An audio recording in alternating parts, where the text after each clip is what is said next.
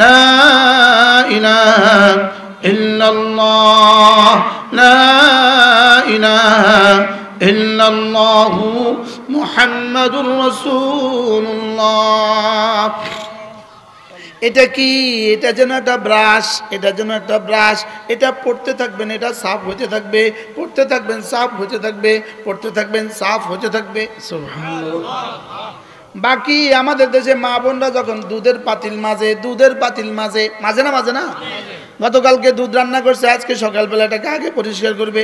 পরিষ্কার করার সময় তার চোখ কিন্তু পাতিলে, তার হাত কিন্তু পাতিলে, তার দিল কিন্তু পাতিলে, তার দিমাগ কিন্তু পাতিলে। সে বড় ধ্যানের সাথে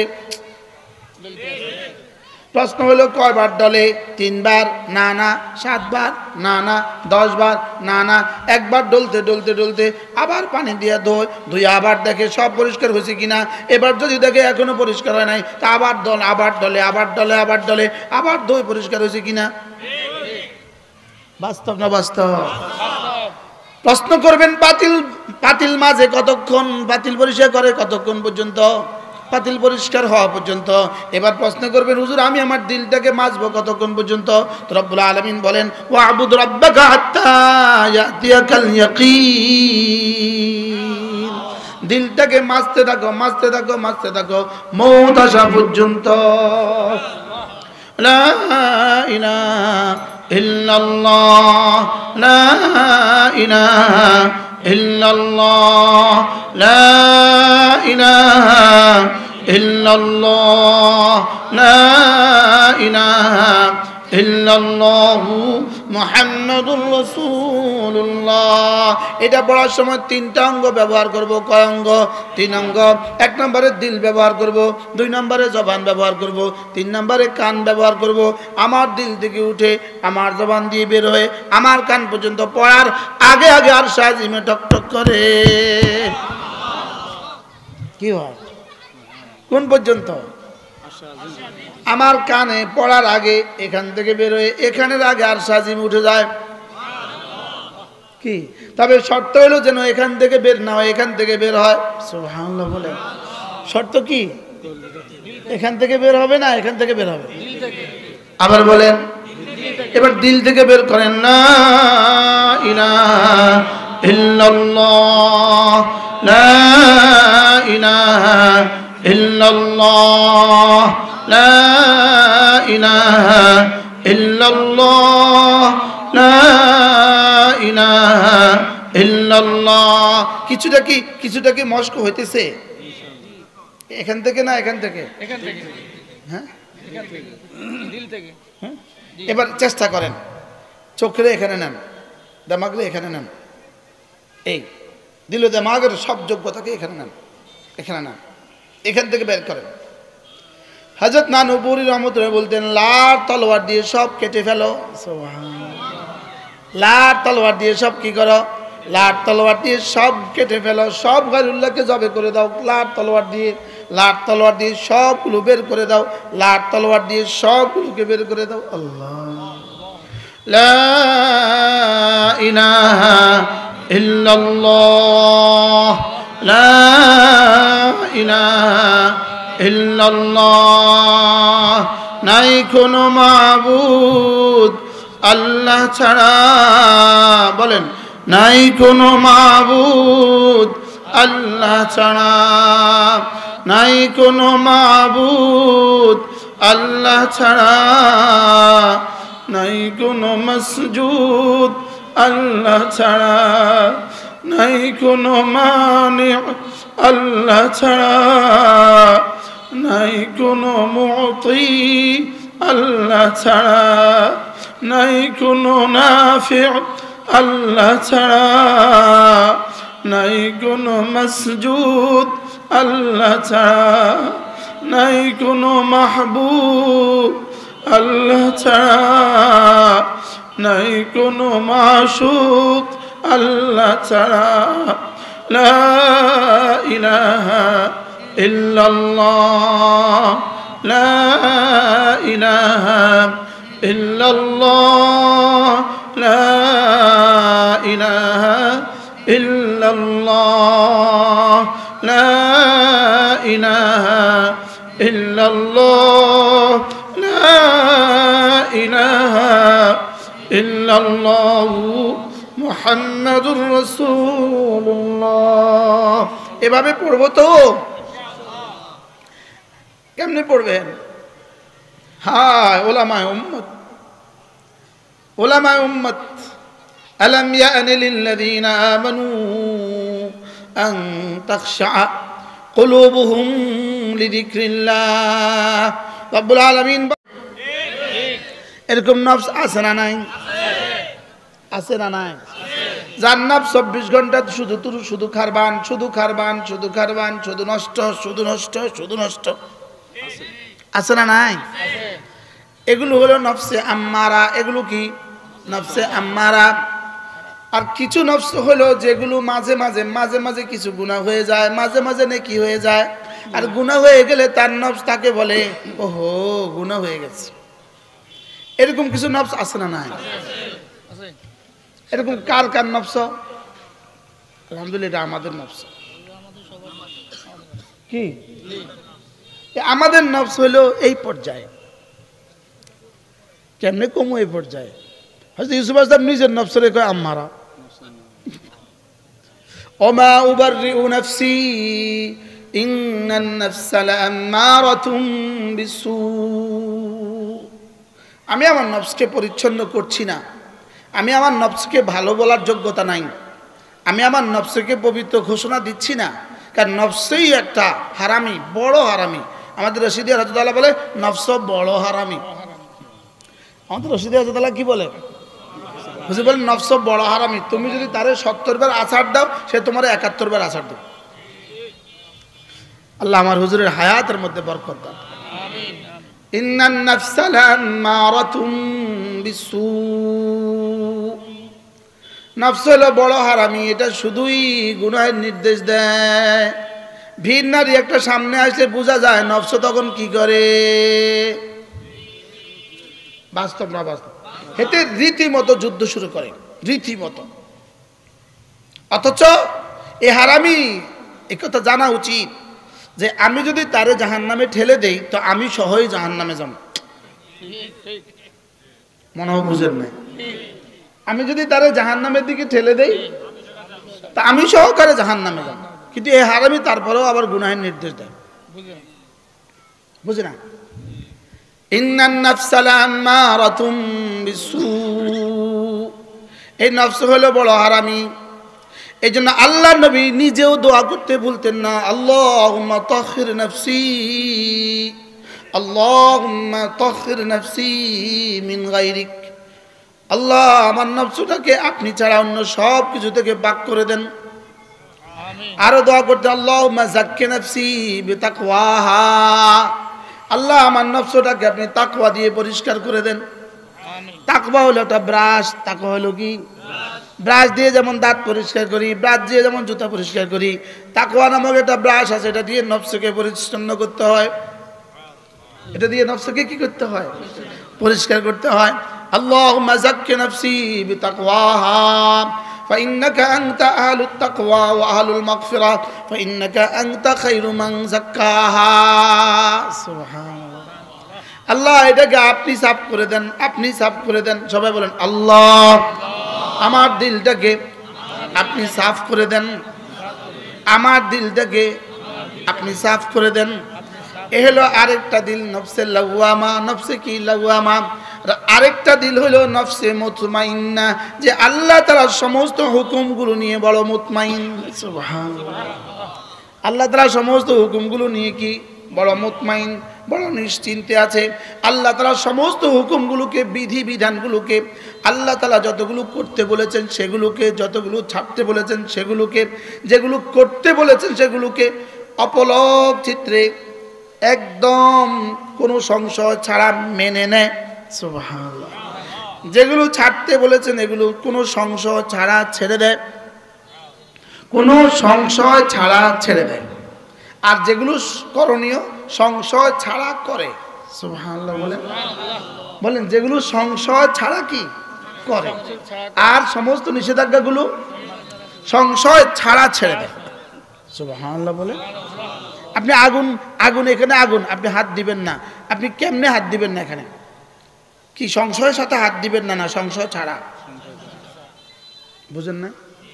এখানে সংশয় ছাড়া আপনি কি দিবেন না? কোনো সংশয় ছাড়া হাত দিবেন না। আর শ্বশুর বাড়িতে গেছেন, শাশুড়ি নিজ হাতে আপনাকে শরবত দিচ্ছেন, এটা সংশয় ছাড়া নেবেন। আরে সুবহানাল্লাহ বলেন, এটাকে আপনি কেমনে নেবেন? আমার শাশুড়ি আমাকে শরবত দিছে, কি পরিমাণ নিশ্চিন্তে নেবেন। হ্যাঁ, বুঝে না?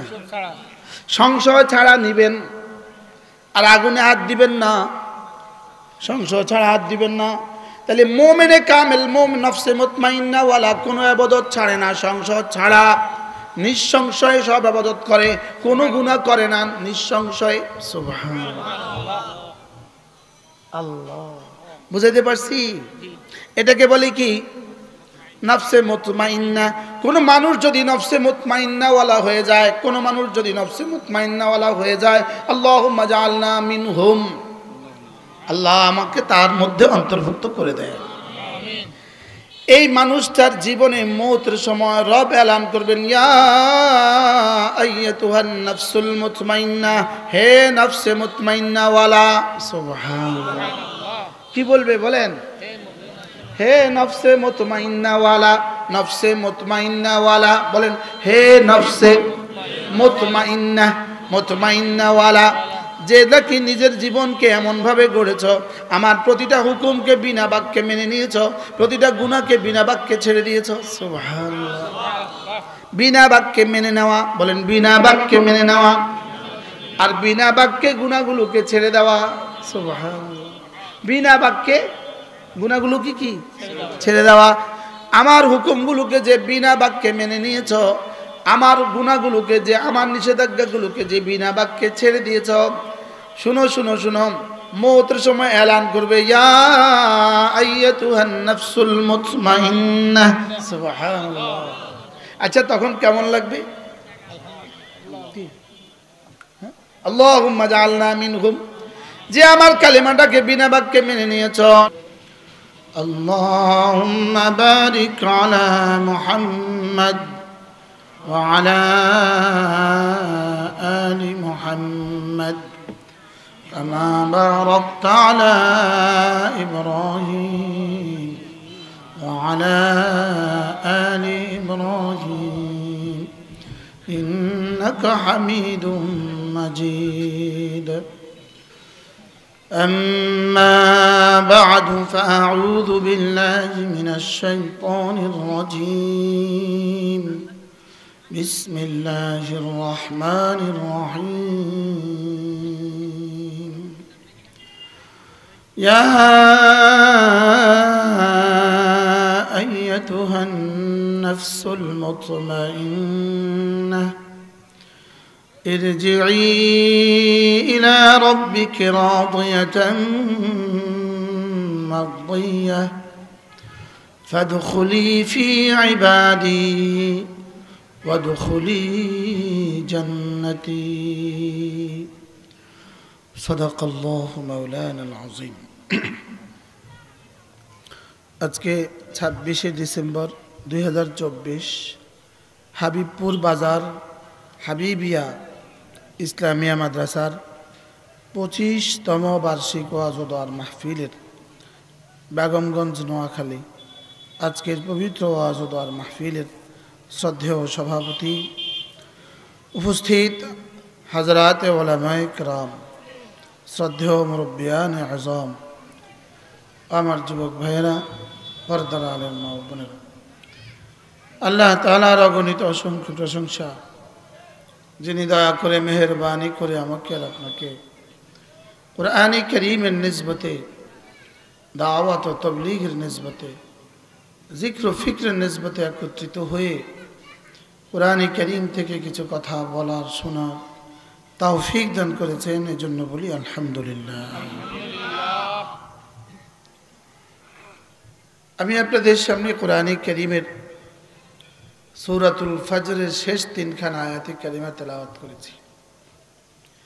আল্লাহ তাআলা যদি তৌফিক দান করেন, এই 3 আয়াতের আলোকে আপনাদের সামনে 2-4টা কথা আরজ করব ইনশাআল্লাহ। রব্বে করিম শুধু মানুষকেই নফস দান করেছেন, আর কোনো জানোয়ারকে আর কোনো প্রাণীকে আল্লাহ তাআলা নফস দেন নাই। আর কোনো জানোয়ারকে কি দেন নাই বলেন? নফস দেন। নফস শুধু মানুষকেই আল্লাহ তাআলা দান করেছেন। এই নফসের বুনিয়াদেই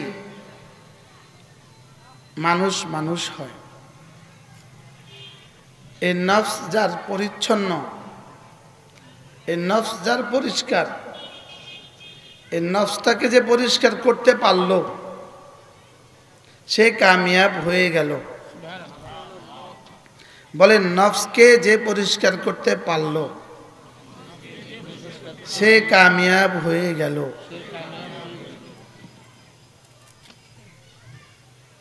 নফসের মধ্যে আল্লাহ তাআলা দুটো যোগ্যতা দিয়েছেন,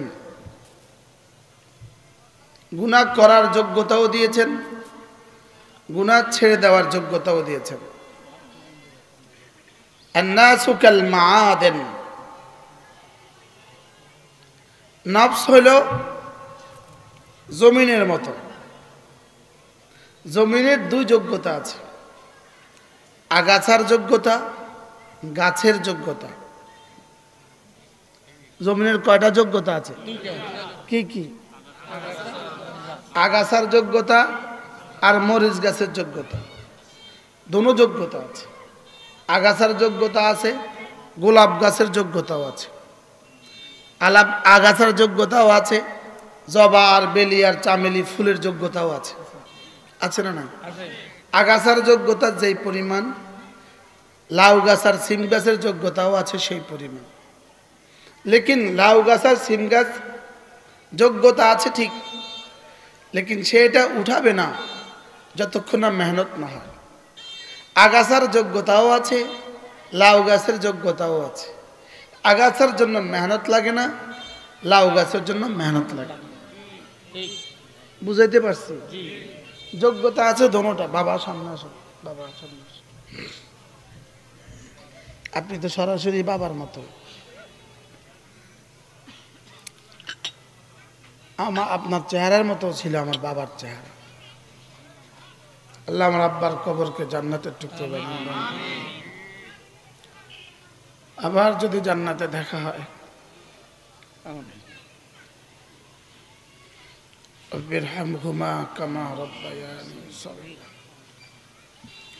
বলেন নফসের কয় যোগ্যতা আছে? কি কি? আগাছার যোগ্যতা, ফুলের যোগ্যতা, ফলের যোগ্যতা। তবে আগাছার যোগ্যতার জন্য মেহনত লাগে না, ফুল গাছের আর ফল গাছের জন্য মেহনত লাগে। এজন্য জমিনে আগাছার যোগ্যতা আগে, ফল আর ফুল আর উদ্ভিদ আর ধান আর গমের যোগ্যতা পরে। ঠিক হৃদয়ে গুনাহের যোগ্যতা আগে, জিকিরের যোগ্যতা পরে। সুবহানাল্লাহ। এজন্য বলছেন ফাআলহামাহা ফুজুরাহা ওয়া তাকওয়াহা। ফুজুর বলেছেন আগে, তাকওয়া বলেছেন পরে। বুঝাতে পারছি? জমিনে আগাছার যোগ্যতা আগে। আগাছার যোগ্যতার জন্য কিছুই লাগে না, শুধু গাছ না লাগাইলেই আগাছার জন্য যথেষ্ট। বলেন, আগাছার জন্য চাষ না করলেই আগাছার জন্য যথেষ্ট। আর যদি চাষ করে তো আগাছা পালায়। কি বলছি? চাষ করলে কি আগাছা পালায়? চাষ, আমি এই মুরব্বীটার আমার কাছে জানছে, আপনি আমার কাছে এখানে আসুন।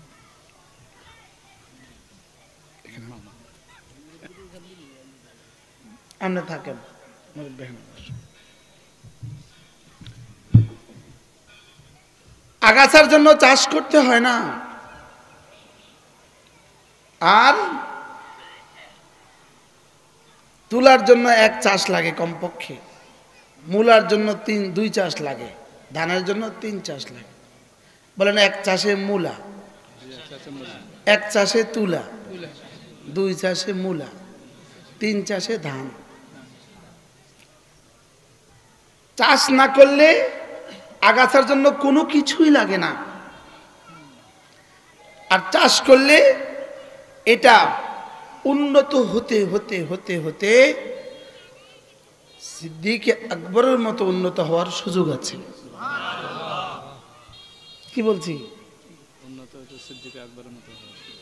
সুবহানাল্লাহ।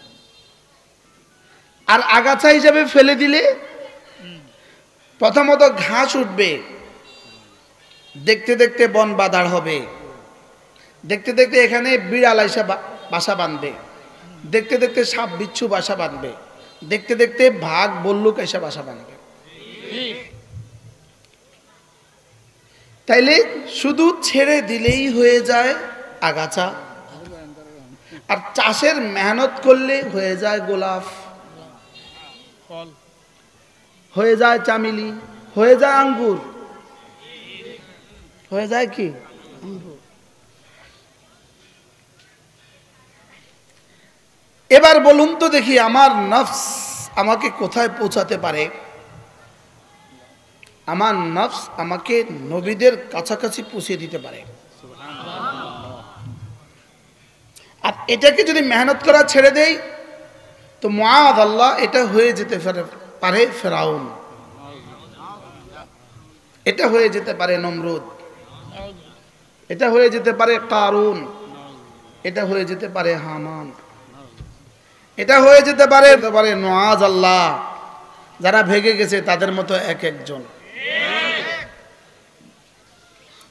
আর যদি এটাকে পরিচ্ছন্ন করেন পরিচ্ছন্ন করেন পরিচ্ছন্ন করেন, এটা ছুঁই ছুঁই করবে সিদ্দিক হওয়ার, সিদ্দিক হওয়ার।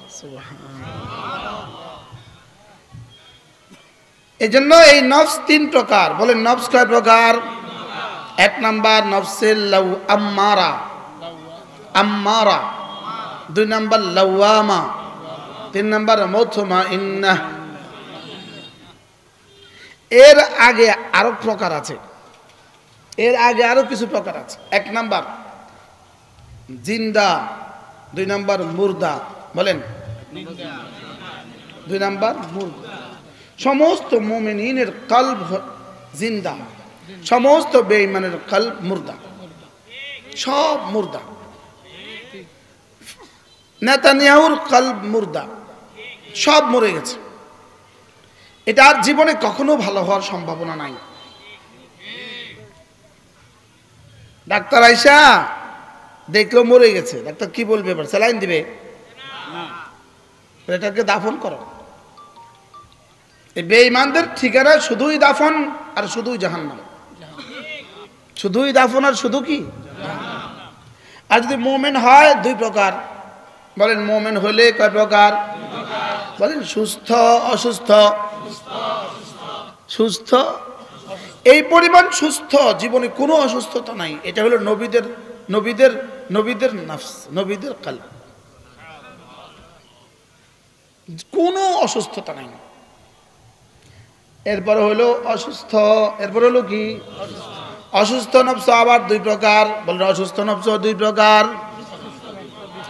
এই পরিমাণ অসুস্থতা যেটা জীবনে আর কখনো ভালো হবে না, এটা ক্যান্সার। এটা হলো মুমিনকে যারা খুন করে এদের হলো অসুস্থ, এরা হলো ক্যান্সার, এরা আর ভালো হবে না। মুমিনকে খুন করে, বুঝেন না? মুমিনকে কি করে? মুমিনকে খুন করে। এরা হলো ক্যান্সারে আক্রান্ত, যারা ইচ্ছা তারে খুন করে। এটা কি কিসে আক্রান্ত?